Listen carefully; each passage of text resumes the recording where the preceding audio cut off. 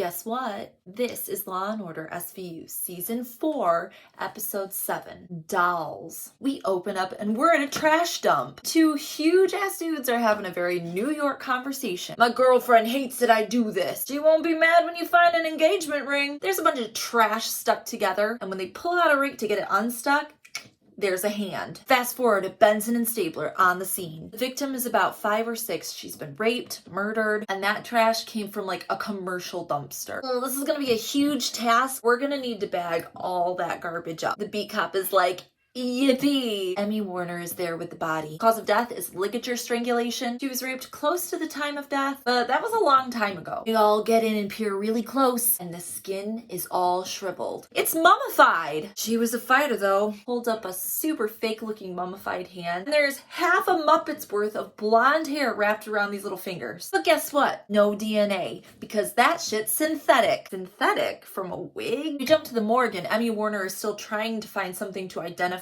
this body with. Stabler's like, what about the dental records? Yeah, where's that forensic odontologist? Warner says, judging by these x-rays, this poor kid didn't see a dentist in her life. Her face was so damaged post-mortem, probably because being in a trash dump, that they're gonna have to send the body away for a facial reconstruction. The only thing we can tell is by the displacement of the teeth that she sucked her thumb, and judging by the scuffs on her shoes, she liked to jump rope. Scuffs on her shoes? Warner says, I ruined a few pair in my day. That's not very scientific. We're at the forensic anthropologist's office, and for some reason, Benson and Stabler don't like this guy. At least they're kind of being dicks. He's put together a facial reconstruction, and it's this beautiful 5-year-old black girl he has named Cherish Doe. Jane Doe's not good enough anymore. A little girl like this needs something more personal. Were you able to get prints or what? Still working on it. Still working on it? You want to share? These guys, he's just doing his job. Fingertips were too shriveled to get prints, so he disarticulated the hands and put them in embalming fluid to plumb them back up. You cut her hands off? Freak.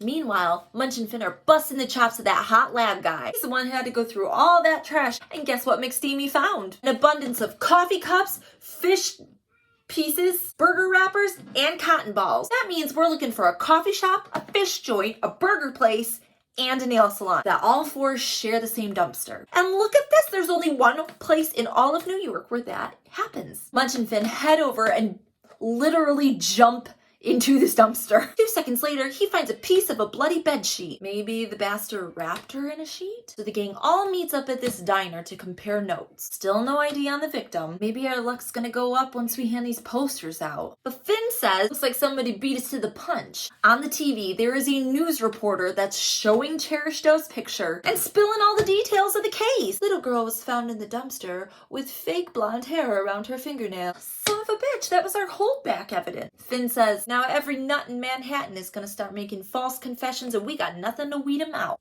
Yeah, Finn, we understand how holdback evidence works. Maybe this leaked information is actually a good thing. The community is putting together a vigil. Candlelight vigil, huh? Benson says, how many times have we collared predators at the victim's funeral?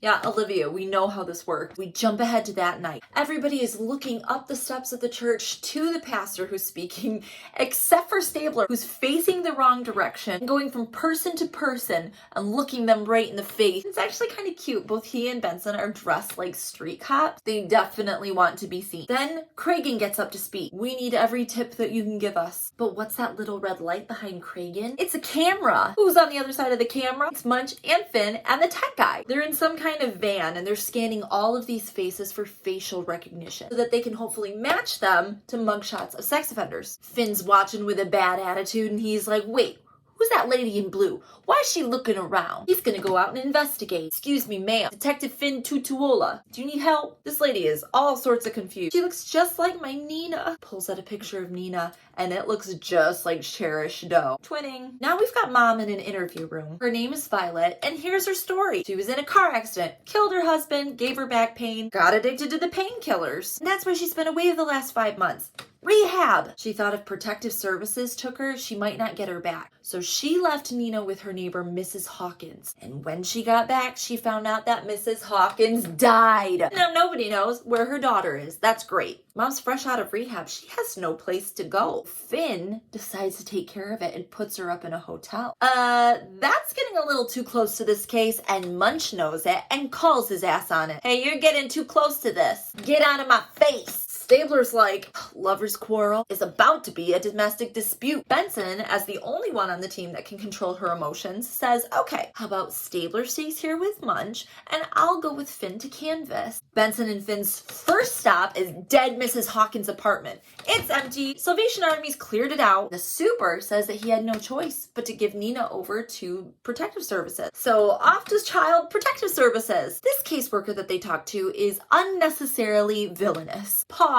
We know that CPS workers have a really tough job. They don't get paid enough. They've got insane caseloads. But back to this bitch. I'm not telling you where Nina was placed in case you're gonna take her mom for an unauthorized visit. Finn slaps down Cherish Doe's picture. Do you see the resemblance? He says, this little girl was raped and murdered and thrown in the trash, so stay out of my way. She's with Mrs. Price. So then they go to Mrs. Price's house, but Nina's not there either. CPS came 2 months ago and took her. She also claims that Ursula the Sea Witch case manager, yeah, she's super lazy. Never made a home visit. Then when did she take Nina? Oh, she didn't take Nina. Some white dude with brown hair did. I'm sorry, what? Okay, Miss Preston, you tell us why the fuck your notes say that you went and saw Nina last Tuesday, so I falsified a little paperwork. Finn's like, wrong answer. She says she wants her union rep. Okay, settle down, Dick Wolf. Okay, so remember that hand that's been soaking in the embalming fluid? Well, it's ready to be fingerprinted. Grab a fucking Thanksgiving turkey hand art from Nina, and guess what? The prints don't match. So Nina isn't Cherish Doe. That's great. Well, not actually, because we still have a little unidentified dead girl and Nina's been kidnapped. So maybe, do you think it's the same guy? Just then, Cragen walks in and says, Cherish Doe's real name? Susie Marshall. Her grandma took her in to get printed the last safety day. We catch up with grandma. She's distraught, pushing herself around in her wheelchair, giving us the whole story. Her daughter Ronnie is a drug addict. She's trying to get clean. She thought she was doing pretty good until some CPS dude came and took her daughter. Oh, well, we've heard that before. We asked Violet, does Susie look familiar? No. Does Ronnie, her mom, look familiar?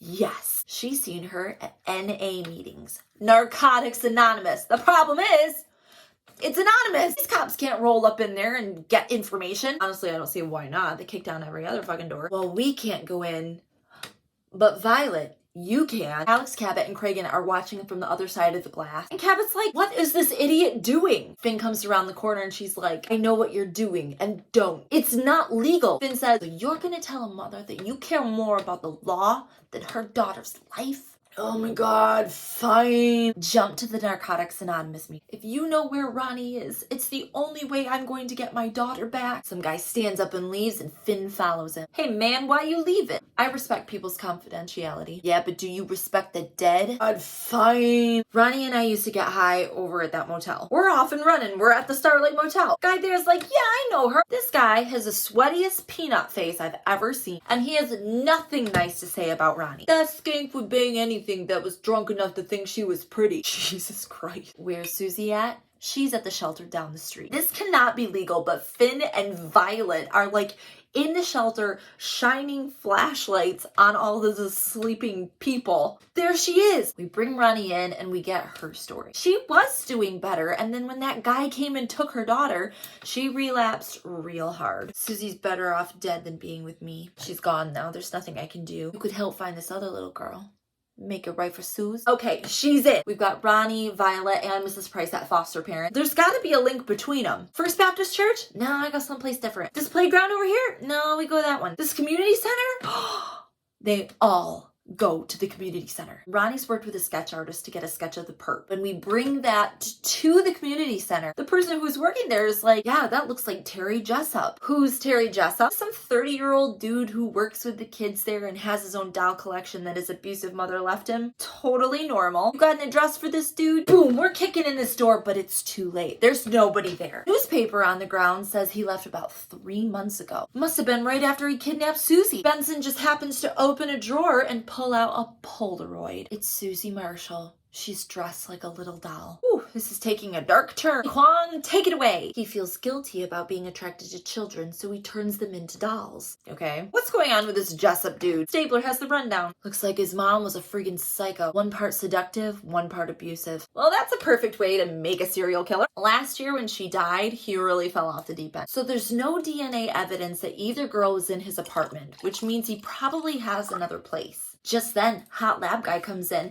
and dumps a huge bin of dolls all over Benson's desk. It's his personal collection, and suddenly he's not as hot. The fibers we found came from a Madame Charlotte doll, only sold in a couple of places. When one of the owners recognizes Terry's picture, we set up a sting. Jump ahead, and there's no surveillance van this time. It's friggin' Benson and Munch in this tiny store, looking as cop-like as you can possibly look. Terry's in there browsing. Benson looks over at the shop owner.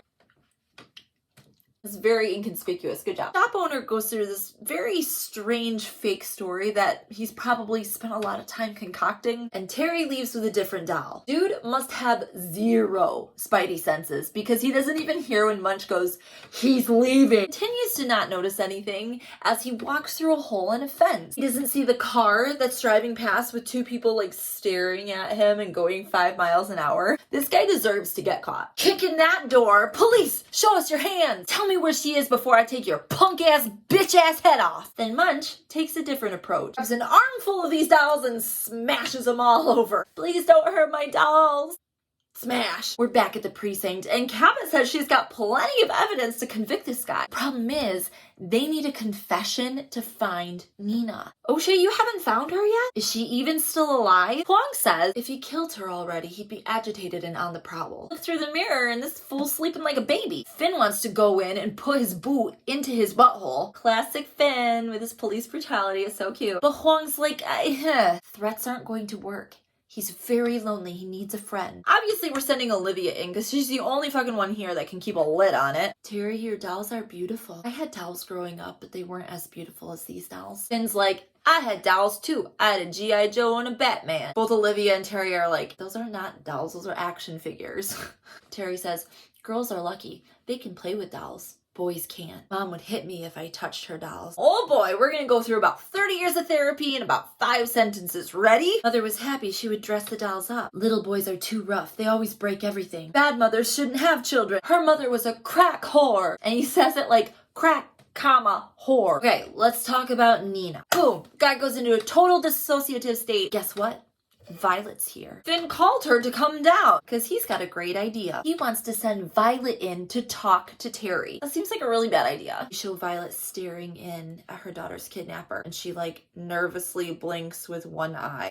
Yeah, this is a great idea. Hey Terry, I'm Nina's mother. See, I'm not terrible. I'm a good person. This interaction is like everybody screaming over the swell of the music. Nina's a good girl, and I'm a good mother. The writers add in an insane pause while Terry thinks about it.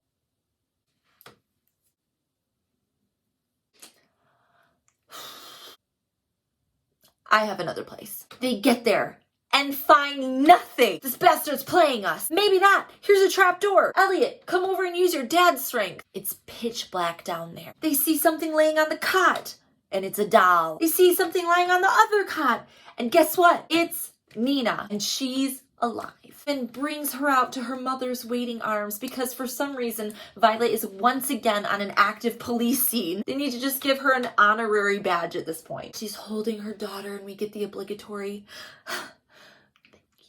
cut back to Finn's amazing acting.